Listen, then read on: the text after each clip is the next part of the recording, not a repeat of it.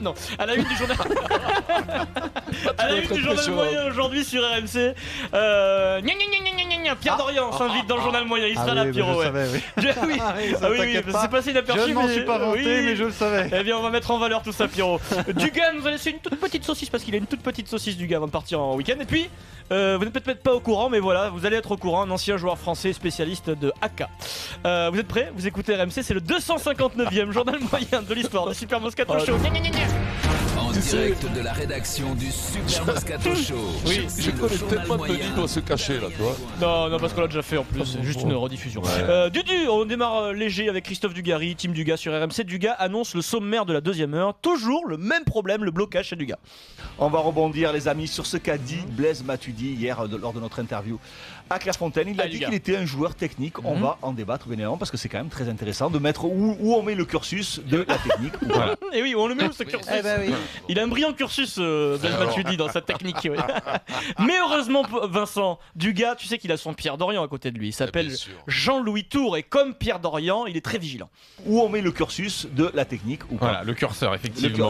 C'est quoi curseur, un joueur exactement. technique? Il est excellent, Jean-Louis. Voilà, le curseur, effectivement, Il le fait tout en avec rondeur, élégance, avec élégance. Ouais. Il est beaucoup plus élégant que Pierre Quand nous, Dorian. on t'aurait pourri, Vincent, Voilà. il le fait avec classe. Ah mais c'est les vacances pour, il n'y a que moi qui m'enfle la vérité. Est-ce que vous pensez que Dugas un jour va dire à Jean-Louis le célèbre: tu n'es pas mon professeur de français, Ça Jean-Louis? peut arriver, un petit Dugas énervé, ça peut Le arriver. Dugas, il peut lui mettre un coup de tête carrément. Il est sanguin, le Dugas. Autant Vincent, tu mets pas de coup, toi, Pierrot. De temps en temps, il y a de belles engueulades dans Bah ouais, cette émission. ouais, il a Mais le sang moi, chaud, la Dugas. différence, c'est que c'est Pierrot qui m'engueule, c'est pas moi. Oui, c'est vrai. C'est Pierrot qui tient là, qui porte la culotte dans votre couple là. Oui. Le couple, oui. Vous connaissez Fred Armel, notre correspondant en Espagne? Il nous appelle là. Caca, frappe, donne derrière. Tu penses trop. Caca, tu es nul. Caca, tu es nul. Voilà, Fred Armel. Caca, tu es nul. C'était Fred Armel qui s'adressait à Kaka, le Brésilien à l'époque au Ballon Real d'Or, Madrid. Correspondant d'RMC Sport à Madrid, donc Fred est une véritable star en Espagne. Les gens l'arrêtent dans la rue, mais problème, Frédéric Armel est refoulé dans les boîtes de nuit à Paris puisqu'il n'est pas aussi connu en France, c'est la honte. Fred, comment toi tu résumes ta situation perso là? Et d'ailleurs, un an après, Valdano, à la tête du Real, gagne 5-0 face au Barça. Et donc c'est un petit peu l'envers de cette médaille. Et oui, c'est un petit peu l'envers de cette médaille, Vincent. Oui, il y a oui, le décor aussi qui compte là-dedans. C'est ça. Il est où le décor? Et le décor, il l'a pas mis. Tu crois qu'il rentrera un jour à l'aventure, cette boîte de nuit parisienne, il Fred peut Armel? pas. Non, c'est S'il connaît impossible. pas- S'il connaît pas l'envers du décor, il pourra pas rentrer. Il pourra pas rentrer, d'accord. Voilà. Sans transition, c'est pas tout à fait l'heure, il n'est que 16h48, mais c'est déjà l'heure du Kikadi, oui. RMC, le Kikadi du Super Moscato Show. Top jingle, voilà Vincent. Puisque Pierre Dorian a frappé très fort hier, et vous ne l'avez pas remarqué, puisque c'est la folie pendant le Kikadi, tout le monde parle en même temps, etc. Sur une question BFM TV, qui était le président de la République pendant la guerre 14-18. La réponse était Raymond Poincaré, Vincent. C'est toi qui l'as trouvé d'ailleurs. Pierrot commence d'abord très léger. Qui est le président de la République? Pétain. Non, alors c'est pas... Alors non, mais- alors c'est pas scandaleux, Non, mais là, tu vois. C'est pas nul, scandaleux. mais c'est pas scandaleux. Je suis d'accord. C'est Ceux qui viennent beaucoup voilà. plus fort. Hein. Pétain était général pendant la Première Guerre mondiale. Oui. À la limite, on peut pardonner Pierrot dans l'urgence. Mais Pierre, sur ta deuxième tentative, Pierrot. Oh, qu'est-ce qu'il y a eu, Pierrot? Pas toi, Pierrot. Pas toi, maintenant, Pierrot. Oh, c'est Pas- mignon, c'est Pierrot. mignon. Pas après tout ce que tu as fait, Pierrot. Il y a plein de rues, plein de boulevards. Embrasse pareil. Embrasse Paris, oui. Bah ça Pierrot. ressemble. Bon, finalement, Pierrot, tu n'es pas si loin que ça. On va prendre des choses, tiens. Alors déjà, Pareil, point carré, hein. Ça se déjà ressemble, sur la non profession, Ambroise Paré Mais n'était pas président bon. de la République, il Non. était chirurgien anatomiste. C'est presque Presque pareil. pareil. Ça peut passer. Et puis sur les dates, t'es pas très loin, Non, Pierrot. 2-3 siècles après, ça passe. Ambroise Paré est mort en 1590, il y a 300 ans d'écart. C'était pas très loin, Pierrot. Ah, Et c'est c'est pour vrai. ça que t'es le plus intelligent Ouais, tout à d'entre fait. nous. Voilà, tu fais la Attention, diff à chaque fois. intelligent, ça veut pas dire cultivé, hein. Je sais. Et puis toi, tous les boulevards dans Paris, alors toi tu passes que dans des boulevards Ambroise Paré. Oui, c'est ça, ouais. Bah, il y en a pas mal. même quand pas même. les plus... Mais il est hypochondriaque, donc c'est ça. Mais c'est Pierrot. ça, c'est l'indice qui t'a mis, qui t'a enduit en erreur, Et comme dirait Franck Ribéry. Un peu, ouais, mais... Non, surtout, attention Non, aussi, il y a aussi la jurisprudence, même pas t'essayes. Ah, C'est-à-dire qu'à un moment, faut toi, essayer. t'essayes, toi, ouais. Ah oui, Ah faut oui. essayer. Oui, t'as raison. Au moins, lui, il On risque essaie. d'être ridicule. Ouais, Il y a t'aurais pu des dire, fois- Madonna, quoi. Il y a des Voilà, fois, il vaut par mieux pas exemple. essayer, Pierrot. C'est vrai. Sans Des fois, il transition. vaut mieux s'abstenir. Vincent, tu dois trancher un truc là. ça. Je pense que c'est pour toi, Denis. Non, d'abord c'est pas pour Denis. Hier un tweet a été posté qui est retweeté mondialement là depuis quelques heures par la star des Blacks, Vincent, Sonny Bill Williams. Une photo. Alors Vincent, tu vas vraiment trancher. Est-ce que c'est respect de la tradition ou provocation ou cagolerie? Les joueurs néo-zélandais sont sur les Champs-Élysées devant l'Arc de Triomphe hier soir en pleine nuit, sur la route, au milieu de la circulation. Et que font-ils, Vincent? Le haka. Voilà, alors est-ce que c'est quelque chose qui est beau? Est-ce que c'est traditionnel? Ou est-ce que c'est un peu, voilà, comme Denis le dit, est-ce que c'est un peu du folklore, un peu, ils refont le haka à toutes les sauces, toutes les 10 minutes? Ouais, de toute façon, ils le font tout le temps. Bah oui, mais avant ils faisaient moins, beaucoup moins quand même. Mais ce que je veux dire, c'est que à l'école, tu le fais, t'as des cours tout le temps. Enfin, c'est quelque chose, c'est presque comme une répétition. Le galvaude pas, quand même. Le galvaude pas, le haka, c'est pas que pour les matchs de rugby. Hein. D'accord. C'est un cérémonial, je veux dire. Je vais t'expliquer pourquoi. Parce que eux, leur grand capitaine, Graham-Marie, non pas Graham-Marie, regarde-le. Non, le premier. Non, chaque fois il le célèbre le 11 novembre parce que les tournois sont tout le temps pratiquement en novembre. Le 11 novembre, le capitaine de All Black est mort pendant la guerre de 14-18. Ils sont allés poser une et tout le temps, comme les Australiens, ils vont poser un truc. Et là, ils l'ont fait sur le truc du soldat inconnu. C'est quelque chose d'historique. Donc il ne faut pas le galvauder. Moi, je trouve plutôt que c'est magnifique ce qu'ils font. Je crois que c'est la tradition, tout simplement. Attention, c'est la tradition. Message important là que je vais passer officiellement, il est 16h52 sur RMC. Message aux joueurs néo-zélandais. Nous aussi, on a un spécialiste du haka en France. Il le fait uniquement le soir tard, lorsqu'il se transforme en ce qu'on appelle un loup-garou dans les bars. Il s'appelle Denis Charvet.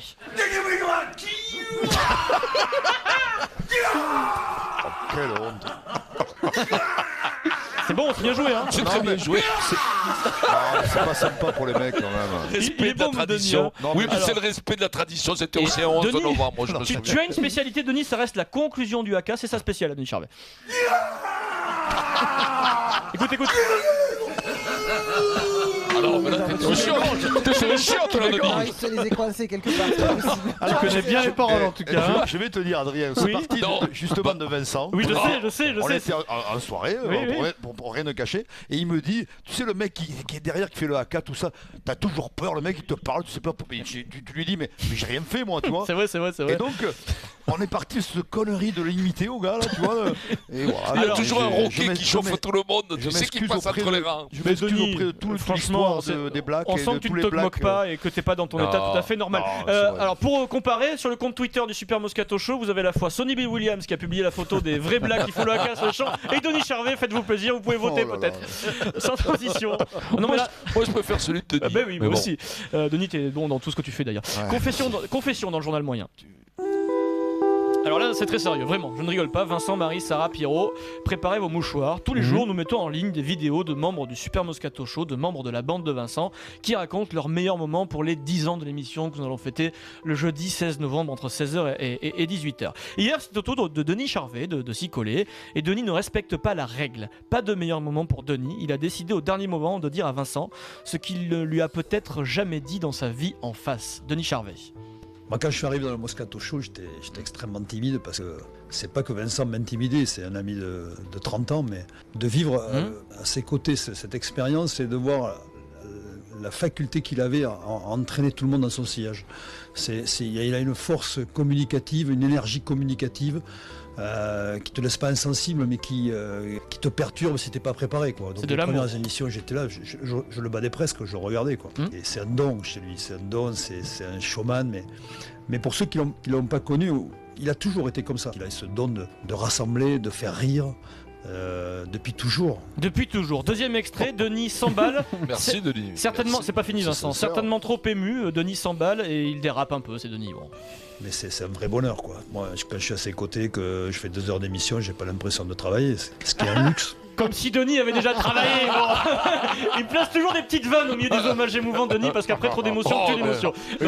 Sérieusement, conclusion. Vincent, prépare vraiment ton petit cœur de gros sanglier. Prépare tes mouchoirs pour essuyer tes larmes. Denis Charvet, conclusion. C'est un phénomène en soi parce que je ne connais pas d'autres comme lui, quoi, finalement. Et sa réussite, il la doit qu'à lui. Puis c'est mon ami, je l'aime, bravo, chapeau. Et continue comme ça, tu nous régales. C'est pas fini. C'est du bonheur. C'est du bonheur de vivre ces choses-là avec toi.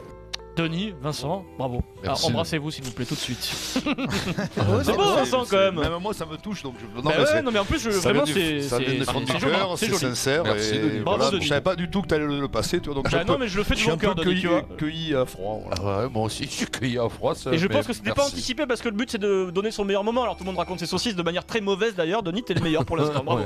Bravo. Merci. Merci beaucoup. Ah, renvoyez le AK s'il vous plaît. Non, je te laisse tranquille Denis parce que c'est un peu dur.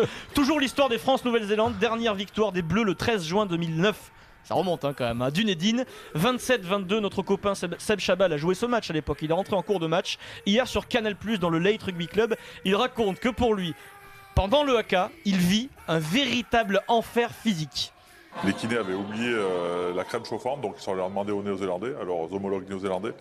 Alors les Néo-Z ont une pommade qui chauffe vraiment beaucoup. J'ai fait les hymnes avec une serviette mouillée sur le dos et vu que j'étais remplaçant, quand mes copains sont rentrés sur le terrain, j'ai foncé à la douche pour m'enlever tout ça, pour pouvoir jouer parce que j'étais pas loin de faire un malaise. Les joueurs de rugby sont des petites bêtes fragiles, Non, une crème chauffante. C'est quoi ces crèmes les gars? C'est Ils ont quoi? filé du Dolpic. Ils ont fait exprès, Ouais, non? c'est bien sûr. Non mais du Dolpic, je te jure, moi j'ai vu des mecs.